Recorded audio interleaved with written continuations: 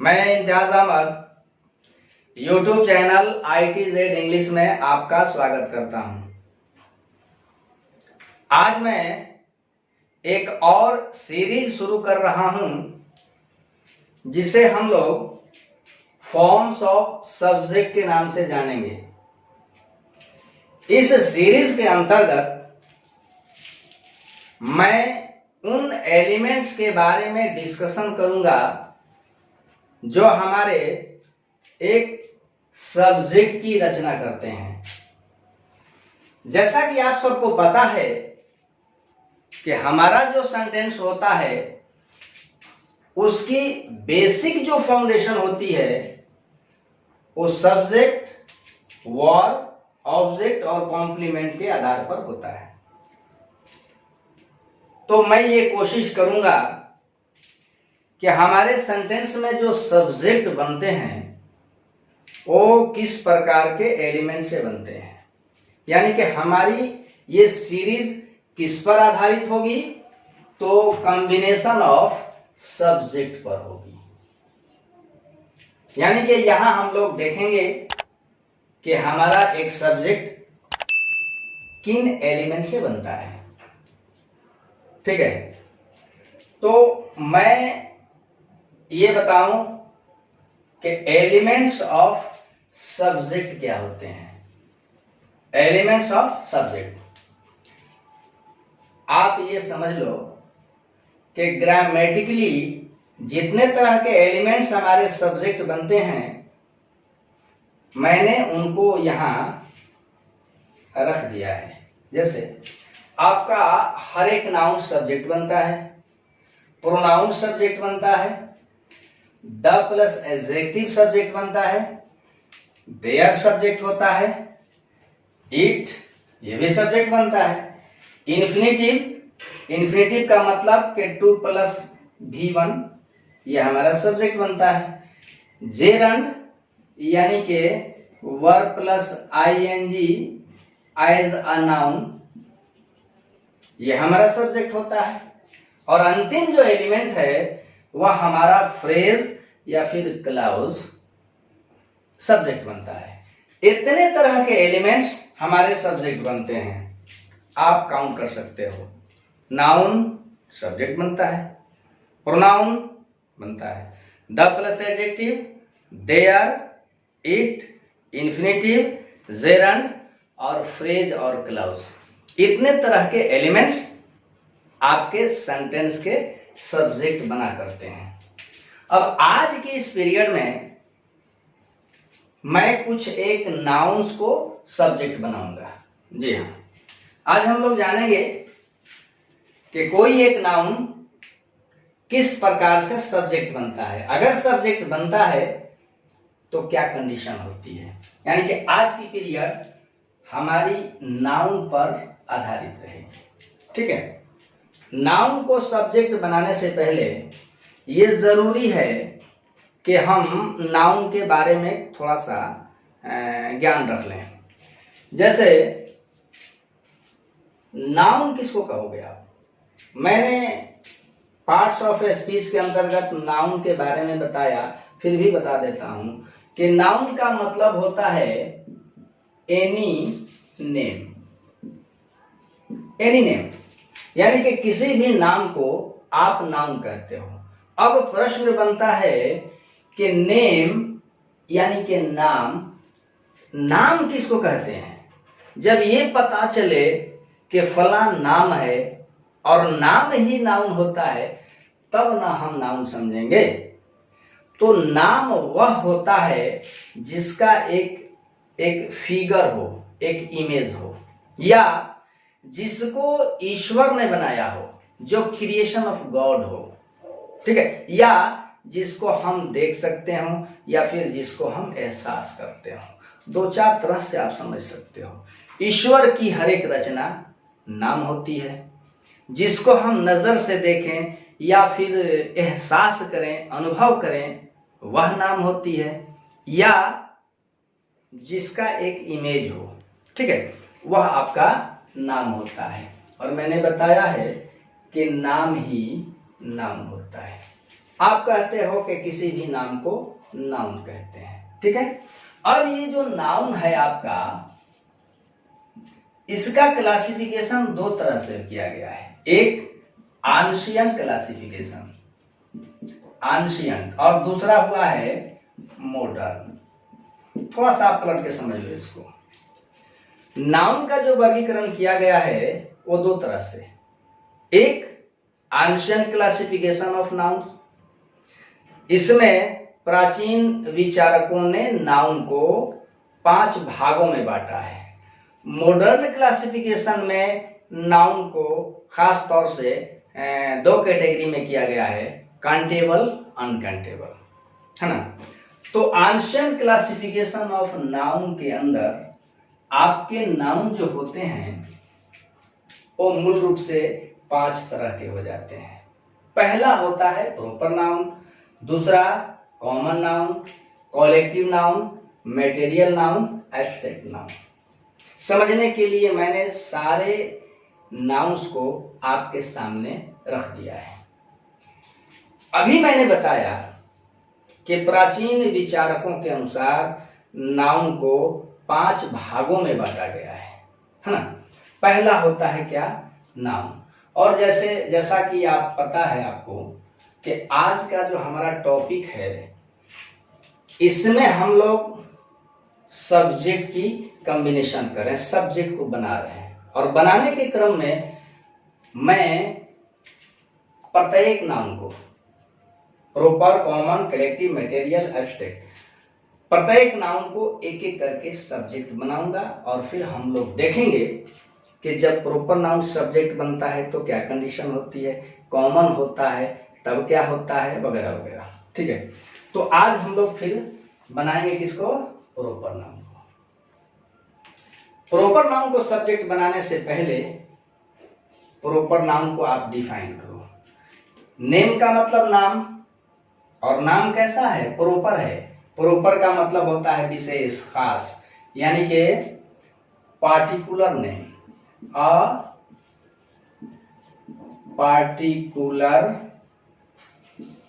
Particular name. एक नाम जो पार्टिकुलर हो, खास हो, निजी हो, पर्सनल हो, अगर वो नाम पार्टिकुलर है तो फिर प्रॉपर है। इसको आप ऐसे भी कह सकते हो, ए स्पेसिफिक नेम, एक खास नाम जो है वह नाउन होता है। डिफाइन करने के लिए हम कहते हैं कि the name of a person, particular person, place, things is the proper noun. लिख देता हूं मैं, the name of a particular person, place, thing is a proper noun। किसी भी खास नाम को हम क्या कहते हैं, प्रॉपर नाउन कहते हैं। यानी कि अगर कोई नाम पार्टिकुलर है, स्पेसिफिक है, खास है, तो वह हमारा क्या है, प्रॉपर नाउन है ना। कैसा होना चाहिए, तो पार्टिकुलर हो। अब देखोगे, मैं यहां बताने की ये कोशिश करूंगा कि कोई भी नाम किस तरह से पार्टिकुलर बन जाता है या फिर किस तरह से वो स्पेसिफिक बन जाता है। ठीक है, आओ देखते हैं इसको। अब हम एग्जाम्पल में देखें कि किस तरह से कोई एक नाम हमारा पार्टिकुलर हो जाता है, स्पेसिफिक हो जाता है, खास हो जाता है। मैं एग्जाम्पल लेता हूं। एज फॉर एग्जाम्पल, मैं एक नाउन रखता हूं टाउन। टाउन का मतलब शहर। मैं 2, 4, 10 नाउन रख करके ये समझाने की कोशिश करूंगा कि किस तरह से कोई एक नाउन पार्टिकुलर बनता है। समझो इसको। मैंने लिया टाउन। टाउन का मतलब होता है शहर। अब बताओ कौन सा शहर है ये। शहर आपकी मुंबई हो सकता है, दिल्ली हो सकता है, पटना हो सकता है, बेंगलोर हो सकता है, बीजिंग हो सकता है। लेकिन अगर मैं इस टाउन को कह डालूं पटना, ठीक है, तो अब बताओ पटना के अंदर कोलकाता, मुंबई कोई है? बिल्कुल नहीं है। अब ये आपका पार्टिकुलर है। अगला एग्जांपल लो, मैं रखता हूं रिवर, नदी। अब बताओ कौन सी रिवर? ये रिवर आपकी गंगा, जमुना, सतलज, ब्रह्मपुत्र वगैरह वगैरह कोई भी हो सकती है। लेकिन अगर मैं इसके लिए लिख दूं द गंगा, तो बताओ इसमें सोन है, ब्रह्मपुत्र है, बूढ़ी गंडक है? नहीं है। ये पार्टिकुलर हुआ। अगला एग्जांपल देखो, मैं कहा बॉय, लड़का। कौन सा लड़का है ये? मनीष है या सुनील है? अहमद है या जैद है? आपने कहा नहीं, ये तो मुकेश है। अब बताओ मुकेश में महेश है? मुकेश के अंदर महेश दिख रहा है? नहीं दिख रहा है। मुकेश से कितने आदमी का पता चला? सिंगल। गंगा से कितनी नदी? तो सिंगल। पटना से कितना शहर? तो सिंगल। और भी लोग। मैं यहां कह लेता हूं डे, दिन। कौन सा दिन है ये? फ्राइडे है, सैटरडे है, कौन सा? एक नाम दीजिए। आपने कहा नहीं, ये कौन सा है? संडे। अब बताओ संडे के अंदर फ्राइडे दिखा? नहीं दिखा। ये पार्टिकुलर हुआ, ये पार्टिकुलर नहीं दिखा। अगला देखो आप, मैं कहता हूं मंथ। अब बताओ कौन सा मंथ है ये? पता चला? ये जनवरी, फरवरी, मार्च, दिसंबर कुछ भी हो सकता है। लेकिन मैं कहूं कि मार्च, तो बोलो मार्च से किसी दूसरे मंथ का पता चला? पार्टिकुलर हुआ कि नहीं हुआ? हाँ पार्टिकुलर हुआ। इस तरह से आप देख लो कि कैसे कोई एक नाम पार्टिकुलर होता है और कैसे पार्टिकुलर नहीं होता है। यानी कि जिस नाम से एक व्यक्ति, एक वस्तु का पता चले तो आपको समझना है कि वो पार्टिकुलर है। अगर पार्टिकुलर है तो निसंदेह वह आपका ये प्रॉपर नाउन है। प्रॉपर नाउन, ये सारे के सारे क्या हैं? प्रॉपर नाउन्स हैं। ठीक है, तो कहीं भी अगर नाउन को हमें ये तय करना हो कि ये प्रॉपर है, कॉमन है, तो हम इस तरह से एक्सपेरिमेंट कर सकते हैं। प्रॉपर का मतलब ही होता है खास, यानी कि ऐसा नाम जो खास हो। और इधर मैंने बताया कि कब कोई नाउन आपका खास बनता है, यानी कि जब उसका नामकरण हो जाए और उस नाम से एक व्यक्ति, एक वस्तु का बोध हो तो वह खास बनता है। और फिर हम उसको क्या कहते हैं? Proper noun. आप याद रखोगे, मैं नोट में रख देता हूं।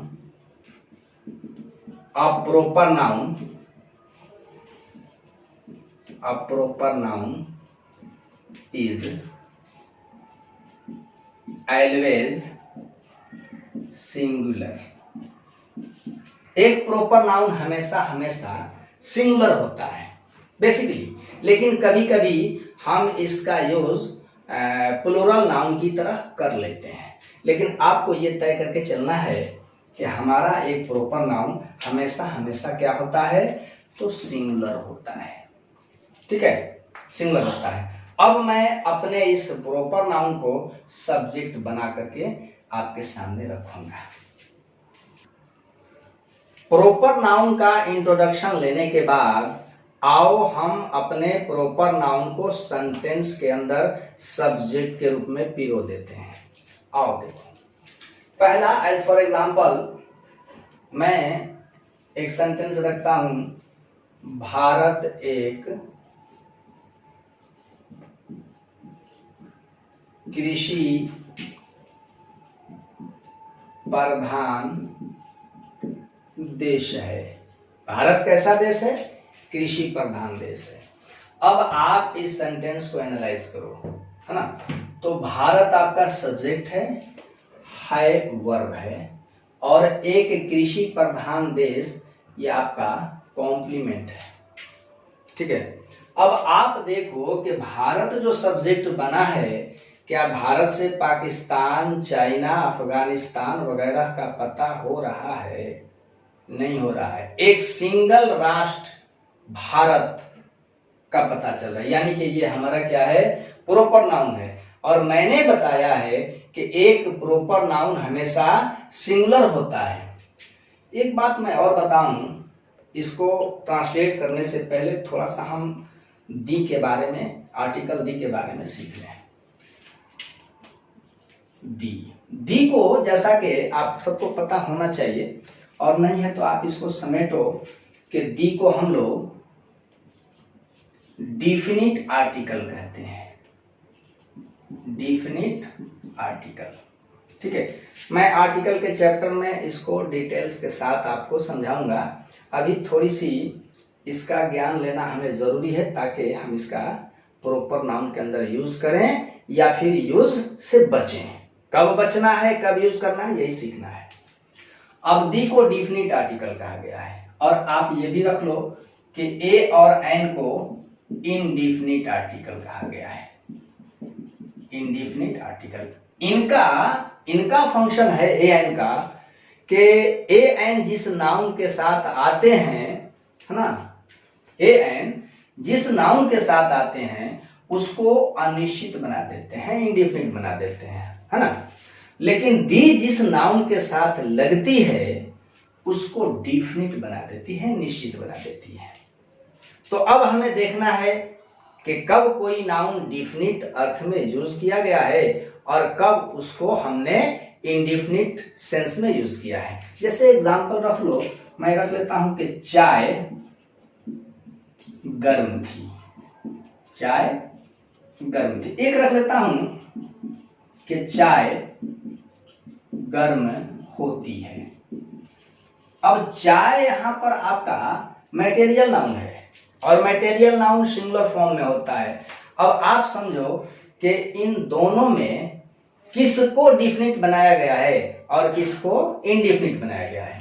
चाय गर्म थी, पहले इस पर बात करो। चाय गर्म होती है, चाय कैसी होती है, गर्म होती है। तो एक चाय गर्म होती है और बाकी नहीं होती है, जी नहीं। चाय गर्म होती है का मतलब हुआ कि हर चाय गर्म होती है कि नहीं। अगर कोई पदार्थ, अगर कोई वस्तु चाय है तो कैसी होगी भाई, तो गर्म होती है। यानी कि चाय से हर चाय का पता दिया जा रहा है, यानी कि यहां चाय को डिफिनिट नहीं किया गया है। अब इसका हम बनाएंगे टी, यानी कि इसके साथ हम दी का यूज नहीं करेंगे। ए एन तो आएगा नहीं, इसलिए कि ये अनकाउंटेबल है। अब रही बात दी की, तो चूंकि चाय को डिफिनिट नहीं किया गया है इसलिए हम इसके साथ दी का भी यूज नहीं करेंगे, सिंपली बनाएंगे टी इज हॉट। लेकिन चाय गर्म थी तो एक पार्टिकुलर चाय ना गर्म थी। आप होटल में गए, दुकानदार से पूछा कि भैया चाय गर्म है ना, उसने कहा कि चाय गर्म है, ठीक है, तो प्रेजेंट हुआ। हमने कह डाला है कि चाय गर्म थी, तो एक पार्टिकुलर चाय, इसका मतलब होगा कि इसका ट्रांसलेट होना चाहिए द टी इज हॉट, कि दी जिसके साथ लगती है उसको डिफिनिट बना देती है, श्योर कर देती है। तो बताओ चाय गर्म थी पार्टिकुलर चाय है कि नहीं है।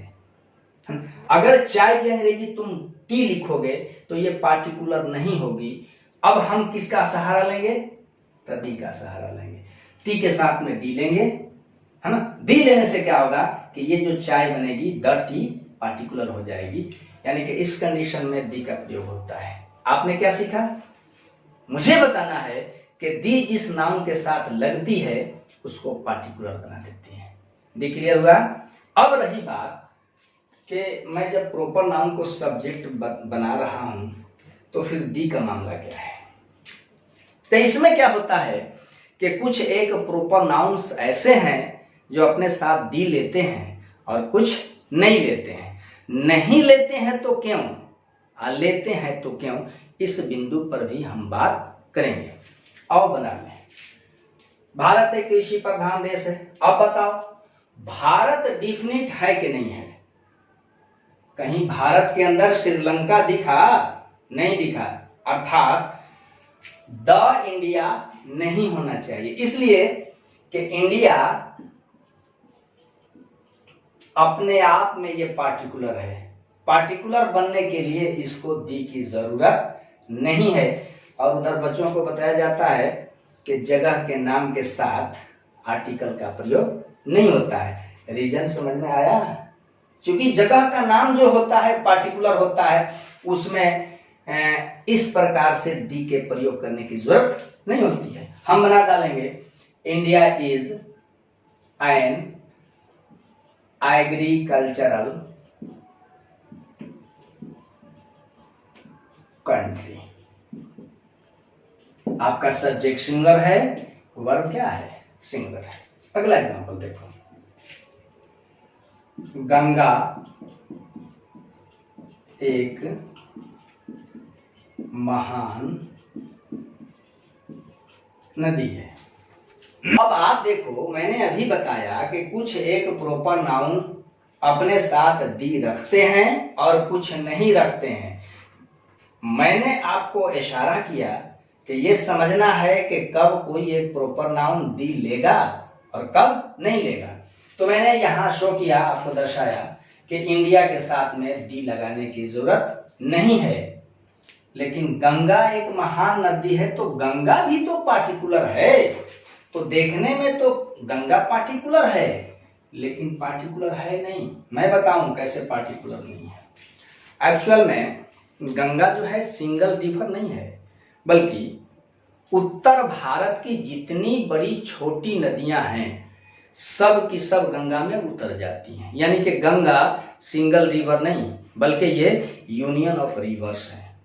क्या है? यूनियन ऑफ रिवर्स, यानी कि अनेक नदियों से मिलकर बनी। अलग बात के उधर से निकल के आई है ना, उधर से निकल के आई है तो सिंगल तो दिखती है, लेकिन चूंकि यूनियन ऑफ रिवर्स है इसलिए हमें इसको पार्टिकुलर करना होगा, इसके साथ हमें दी लेना होगा। और यही कंडीशन लगभग सारी नदियों के साथ होता है। इसीलिए हमने आर्टिकल के चैप्टर में रूल तय किया कि नदियों के नाम के साथ दी का प्रयोग अवश्य होता है। The Ganga is a great river. अब गंगा आपका सब्जेक्ट है, ये वर्ब है। ये कौन से सब्जेक्ट बने हैं? आपका प्रॉपर नाउन सब्जेक्ट बना है। देखो, कोहली एक महान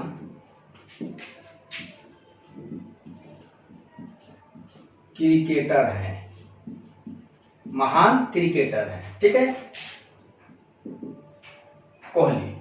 अब आप देखो को कोहली आपका सब्जेक्ट है आपका वर्ब है, एक महान क्रिकेट कॉम्प्लीमेंट है। अब कोहली के अंदर आपको सचिन दिख रहे हैं?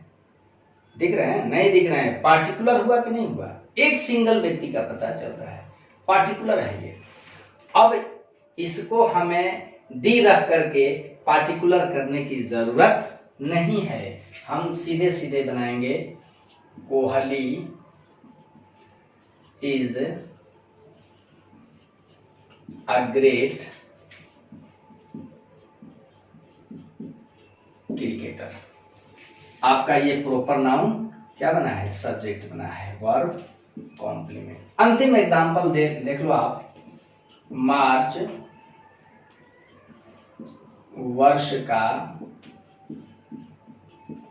तीसरा महीना है। ठीक है, तो मार्च आपका सब्जेक्ट है वर्ब, वर्ष का तीसरा महीना ये कॉम्प्लीमेंट होगा। बताओ मार्च पार्टिकुलर है कि नहीं है? कहीं कॉमन तो नहीं, बिल्कुल मार्च। मार्च के अंदर अप्रैल नहीं है, जून नहीं है, जुलाई नहीं है, स्पेशली क्या है तो मार्च है। यानी कि अब इसको भी हमें दी रख करके पार्टिकुलर करने की जरूरत नहीं है। हम चुपचाप लिख लेंगे March is the third month of the year. तो ये रहा आपका प्रॉपर नाउन सब्जेक्ट के रूप में। ठीक है, सब्जेक्ट की सीरीज में मैं आपको अगली पीरियड में कॉमन नाउन को सब्जेक्ट बनाऊंगा। ठीक है, अगर अब तक आपने मेरे चैनल को सब्सक्राइब नहीं किया तो आप मेरे चैनल को सब्सक्राइब कीजिए, वीडियो को शुरू से आखिर तक देखिए और साथ ही साथ आप अपनी कीमती राय मुझ तक भेजिए, स्पष्ट आप टिप्पणी कीजिए, है ना। लाइक और शेयर कीजिए।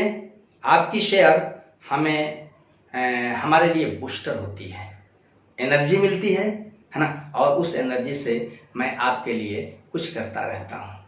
फिर मिलता हूँ मैं अगली पीरियड में, तब तक के लिए खुदा हाफिज, टेक केयर, गुड बाय।